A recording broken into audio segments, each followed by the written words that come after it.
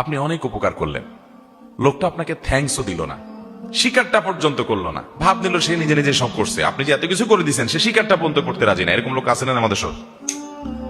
যদি সে স্বীকার না করে তাহলে সে নিজে অপরাধী হবে, কারণ সে নাশকর, সে অকৃতজ্ঞ। কিন্তু আপনি স্বীকারের আশা করবেন না। অনেকে আছে না, ওর জন্য আর কিছু করবো না, এত কিছু করলাম নেমো গরম, স্বীকারই করে না, তাহলে ওর জন্য আর কিছু করবো না। এরকম আমরা করি কি করি না? তো ওর কাছ থেকে স্বীকারের আশা যদি আপনি করেন, তাহলে আল্লাহর কাছ থেকে কি বিনিময় পাবেন? আল্লাহর কাছে বিনিময় চাবেন, আর কোনো ফিডব্যাক চাবেন না, কিচ্ছু চাই না, শুধু আল্লাহর কাছে বিনিময় চাই। তার কাছ থেকে থ্যাঙ্কসটা পর্যন্ত আশা করি না। যা চাওয়া সব কার কাছে চাই?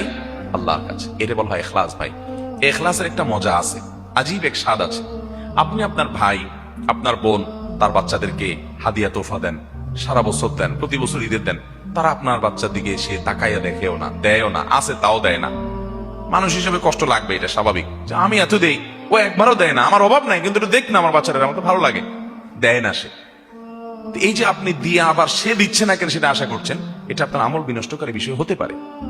এই জন্য আপনি এটা আশা করবেন না। সে দেয় না, সে আল্লাহর কাছে জবাবদিহি করবে, কেন তার ভাতিজাদের খেয়াল রাখে না, ভাইয়ের প্রতি খেয়াল রাখে না, আত্মীয়তার সম্পর্ক রক্ষা করে না, সে গুনাহগার হবে। বাট আমি আমার দায়িত্ব পালন করবো, আমি তার কাছ থেকে কিছু আশা করব